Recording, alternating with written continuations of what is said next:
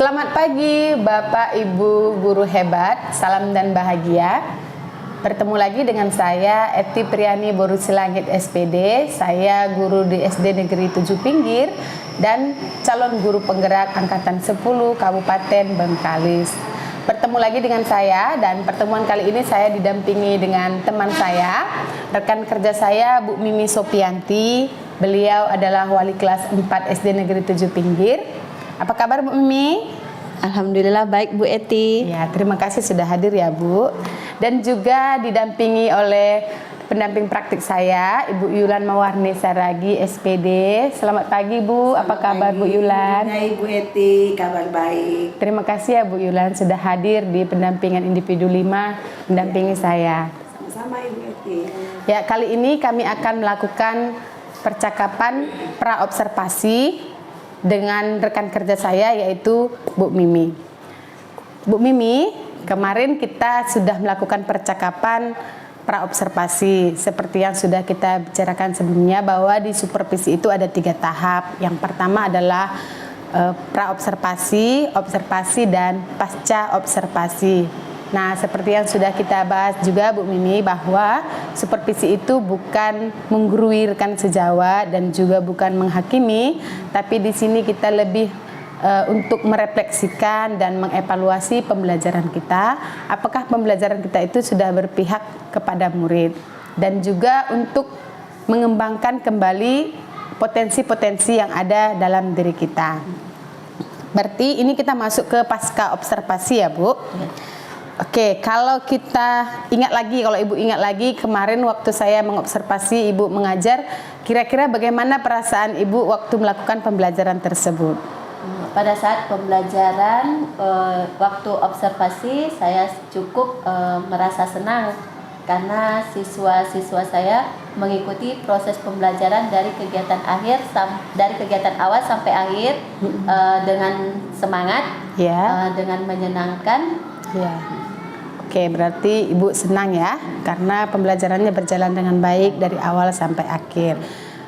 Boleh Ibu ceritakan kembali Bu tujuan pembelajaran dan langkah-langkah pembelajaran yang kemarin dilaksanakan?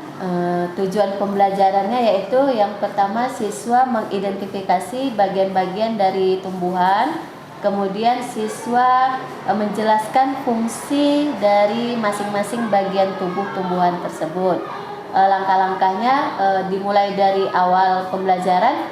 Sebelum masuk kegiatan pembelajaran, siswa berbaris di depan kelas, masuk ke ruangan kelas. Kemudian saya menyapa siswa, mengajak siswa berdoa sebelum belajar dimulai. Kemudian presensi, menyampaikan tujuan pembelajaran. Ya, berarti tujuan pembelajarannya adalah mengidentifikasi bagian-bagian tumbuhan dan fungsi dari bagian tumbuhan itu ya.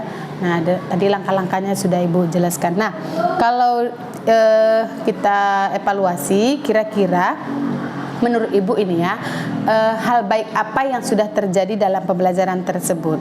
Hal baik yang sudah terjadi dalam pembelajaran itu mungkin guru sudah menyapa siswa dengan ramah, kemudian guru memotivasi siswa ketika belajar, guru menggunakan media yang sesuai dengan materi pembelajaran. Ya, baik ya.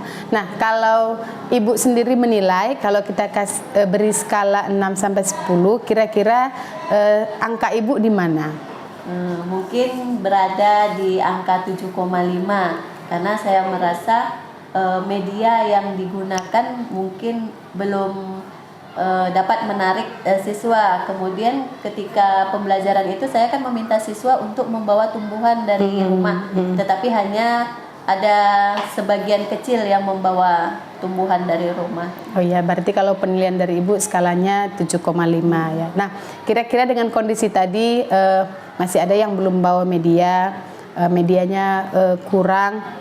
Kira-kira untuk selanjutnya hal apa yang ingin Ibu kembangkan dalam pembelajaran tersebut? Mungkin di strategi pembelajaran, metode yang akan digunakan, media yang akan digunakan dalam proses pembelajaran, mungkin yang lebih menarik perhatian siswa ketika proses pembelajaran. Jadi medianya mungkin lebih dibanyakkan lagi, dikembangkan lagi. Iya. sehingga proses pembelajaran itu menarik bagi siswa. Iya, berarti Ibu mau memperbaiki dalam hal media dan strategi tadi ya Bu ya. Kira-kira kalau dalam hal media itu Bu, mau media yang seperti apa? Kalau kemarin kan Ibu sudah membawa tumbuhannya ke kelas, kira-kira biar lebih dapat dia gitu, apa kira-kira yang akan Ibu lakukan?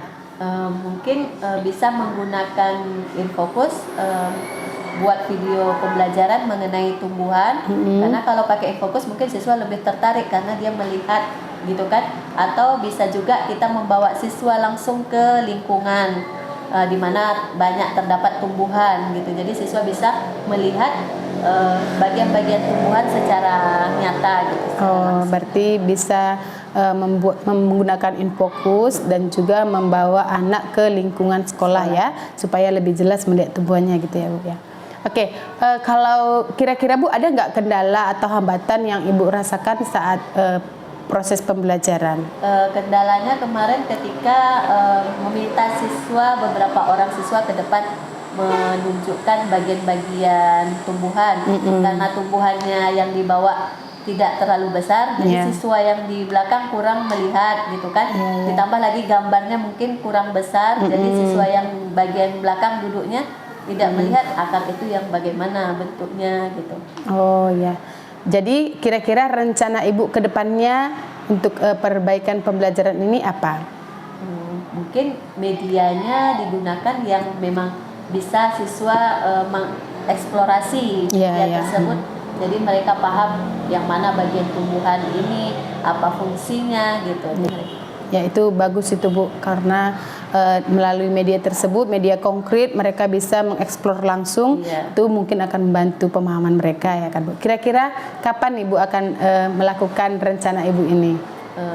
Mungkin di pembelajaran selanjutnya yang masih berkaitan dengan materi yang berhubungan dengan bagian-bagian tumbuhan, seperti kayak daun kan punya fungsi untuk proses fotosintesis. Nanti kita bisa bawa siswa ke lapangan melakukan proses fotosintesis. Ya, berarti dalam ketika ada pembelajaran lagi yang berhubungan dengan tumbuhan ini ya, Ibu akan melakukannya.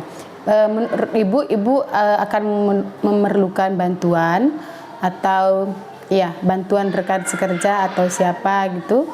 Yang pertama mungkin meminta bantuan kepada kepala sekolah. Tentu kita meminta izin apakah siswa boleh kita bawa ke lapangan, karena kan kalau di lapangan mungkin mengontrol siswa agak terlalu sulit, gitu kan. Jadi minta persetujuan kepala sekolah apakah beliau mendukung siswa dibawa keluar. Kemudian meminta bantuan rekan sejawat. Ya, berarti Bu Mimi sudah mengetahui bantuan siapa saja yang dibutuhkan, yaitu kepala sekolah dan rekan sejawat ya.